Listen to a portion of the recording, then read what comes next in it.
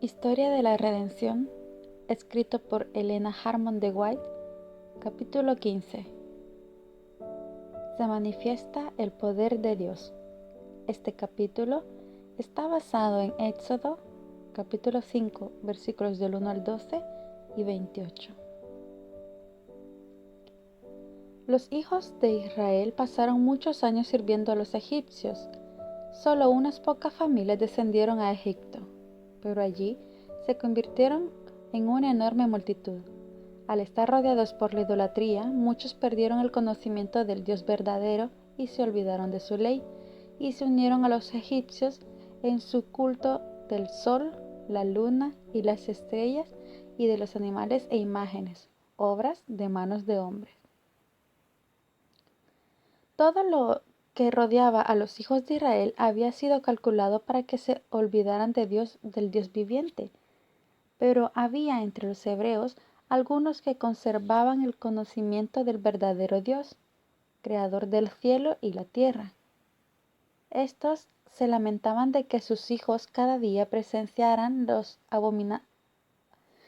abominaciones de los idólatras que los rodeaban, y aún participaran de ellas para inclinarse ante las deidades egipcias, hechas de madera y de piedra, y ofrecer sacrificios a esos objetos inanimados.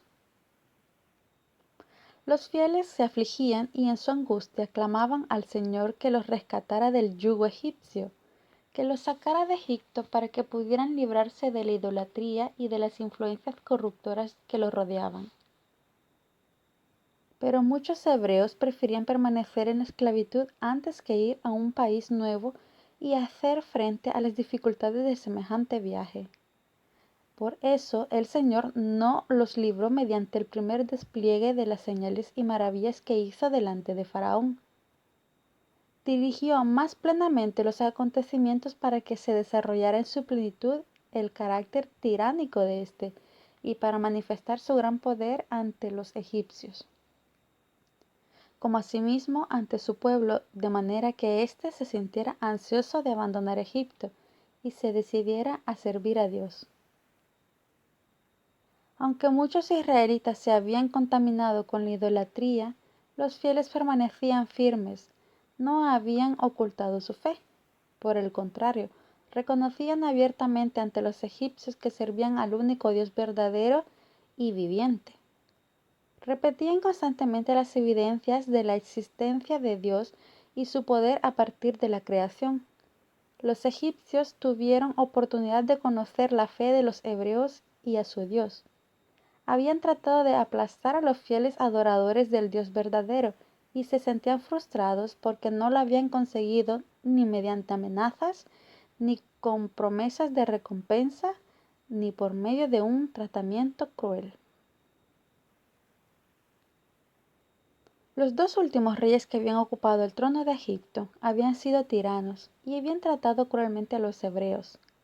Los ancianos de Israel intentaron animar la fe desfalleciente de los israelitas, recordándoles las promesas hechas a Abraham y las palabras proféticas de José justamente antes de su fallecimiento, cuando pronunció la liberación de su pueblo de Egipto. Algunos escucharon y creyeron, otros consideraban su triste condición y no tenían esperanza. El ambiente influyó sobre Israel. Los egipcios se enteraron de las expectativas de liberación de los hijos de Israel. Se burlaron de ellas y se referían irónicamente al poder de Dios. Señalaban la situación de los israelitas, que eran solo una nación de esclavos, y burlonamente les decían: si vuestro Dios es tan misericordioso y es más poderoso que los dioses egipcios, ¿por qué no nos los libra? ¿Por qué no manifiesta su grandeza? ¿Y por qué su poder no los exalta? Los egipcios entonces llamaban la atención de los israelitas a su propio pueblo, que adoraban a dioses de su propia elección y que según los israelitas eran falsos. Les decían alborozados que sus dioses les daban prosperidad, alimento, ropa y muchas riquezas, y que habían entregado a los israelitas en sus manos para que los sirvieran, y que disponían de poder para oprimirlos y aún quitarles la vida, de esta manera que dejaran de ser un pueblo. Se burlaban de la idea de que los hebreos alguna vez pudieran librarse de su esclavitud. Faraón se vanagloriaba diciendo que les gustaría ver al Dios de los hebreos librándose de sus manos. Estas palabras destruyeron las esperanzas de muchos de hijos de Israel. Les parecía que era cierto lo que el rey y sus consejeros decían. Sabían que se los estaban tratando como esclavos y que debían soportar exactamente el grado de opresión de sus capataces quisieran ejercer sobre ellos. Habían perseguido y dado muerte a sus hijos. Sus propias vidas eran una carga pesada, a pesar de que creían en el Dios del cielo y lo adoraban. Entonces comparaban su condición con la de los egipcios. Estos no creían en absoluto en un Dios viviente capaz de salvar y destruir. Algunos de ellos adoraban a ídolos, imágenes de madera y piedra, mientras que otros rendían culto al sol, a la luna y a las estrellas, pero prosperaban y eran ricos. Algunos hebreos pensaban que si el Señor era superior a todos los dioses, no los dejaría sometidos a la esclavitud en medio de una nación idólatra. Los fieles siervos de Dios comprendían que el Señor había permitido que fuera a Egipto por causa de su infidelidad como pueblo y a su disposición a casarse con gente de otras naciones, para ser de ese modo arrastrados a la idolatría. Y declaraban firmemente ante sus hermanos que el Altísimo pronto los sacaría de Egipto y que quebrantaría el yugo de la opresión. Llegó el momento cuando el Señor iba a responder las oraciones de su pueblo oprimido, para sacarlo de Egipto con un despliegue tan grande de su poder, que los egipcios se verían obligados a reconocer que el Dios de los hebreos, a quien habían despreciado, era superior a todos los dioses. Los castigaría además por su idolatría y por su orgullosa balandronadas acerca de las bendiciones que habrían derramado sobre ellos sus dioses inertes. El Señor iba a glorificar su nombre para que otras naciones pudieran oír algo acerca de su poder y temblaran ante los extraordinarios de sus acciones, y para que su pueblo, al presenciar sus obras milagrosas, se apartara definitivamente de la idolatría y le rindiera un culto sin mácula. Al liberar a Israel de los egipcios, Dios manifestó plenamente sus misericordias especiales en favor de su pueblo, en presencia de todos los egipcios.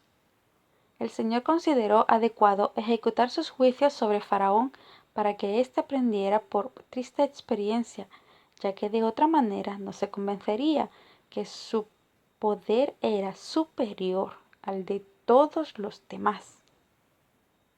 Para que su nombre fuera proclamado por toda la tierra, daría una prueba ejemplar y demostrativa a todas las naciones acerca de su poder divino y su justicia. Era el propósito de Dios que esta exhibición de poder fortaleciera la fe de su pueblo, de modo que su posteridad lo adorara siempre solo a Él, al que había llevado a cabo tantas misericordiosas maravillas en su favor. Moisés declaró a Faraón, después que éste ordenó que los israelitas hicieran ladrillos sin proporcionarles paja, que el Dios a quien pretendía desconocer lo obligaría a someterse a sus requerimientos y a aceptar su autoridad como gobernante supremo. Las plagas. Los milagros de la vara que se convirtió en serpiente y del río que se convirtió en sangre no conmovieron el duro corazón de Faraón. Por el contrario, solo lograron que aumentara su odio por los israelitas. Las artimañas de los magos lo indujeron a creer que estos milagros se hacían por arte de la magia, pero cuando desapareció la plaga de las ranas, tuvo abundante evidencia de que no era así. Dios podría haberles hecho desaparecer convirtiéndolas en polvo en un instante, pero no lo hizo para que después que desaparecieran, el rey y los egipcios no dijeran que había sido obra de magia, como la que sus magos podían llevar a cabo. Las ranas murieron y tuvieron que juntarlas en montones. Podían ver sus cuerpos muertos y verificar que contaminaban la atmósfera. En este caso, el rey y todo Egipto tuvieron evidencias de su vana filosofía no pudo disipar, en el sentido de que esta obra no era fruto de la magia, sino un juicio del cielo, del Dios del cielo. Los magos no pudieron producir piojos. El Señor no permitió ni siquiera que lograran una apariencia para su propia vista y la de los egipcios de que podían producir la plaga de piojos, que quería que Faraón no tuviera la menor excusa para justificar su incredulidad. Obligó incluso a los magos mismos a declarar: «Dedo de Dios es este». La siguiente plaga fue un enjambre de moscas. No se trataba de esas moscas inofensivas que suelen molestarnos en algunas épocas del año, pues las que descendieron sobre Egipto eran grandes y venenosas. Sus picaduras eran muy dolorosas, tanto para los hombres como para los animales. Dios separó a su pueblo de los egipcios y no permitió que las moscas aparecieran en su territorio. El Señor envió entonces una plaga dañina sobre el ganado y al mismo tiempo preservó los animales de los hebreos para que ninguno de ellos muriera. A continuación vino una plaga de úlceras sobre hombres y animales, y ni siquiera los magos pudieron librarse de ella. Envió después sobre Egipto una plaga de granizo mezclado con fuego, relámpagos y truenos. Las plagas eran anunciadas de antemano para que nadie pudiera decir que se había producido por casualidad. El Señor demostró a los egipcios que toda la tierra estaba a las órdenes del Dios de los hebreos, que el trueno, el granizo y la tormenta obedecían su voz. Faraón, el orgulloso rey, que preguntó en cierta ocasión: «¿Quién es Jehová para que yo oiga su voz?», se humilló y dijo: «He pecado esta vez. Jehová es justo, y yo y mi pueblo impíos». Suplicó a Moisés que intercediera ante Dios por él, para que cesaran los terribles truenos y relámpagos.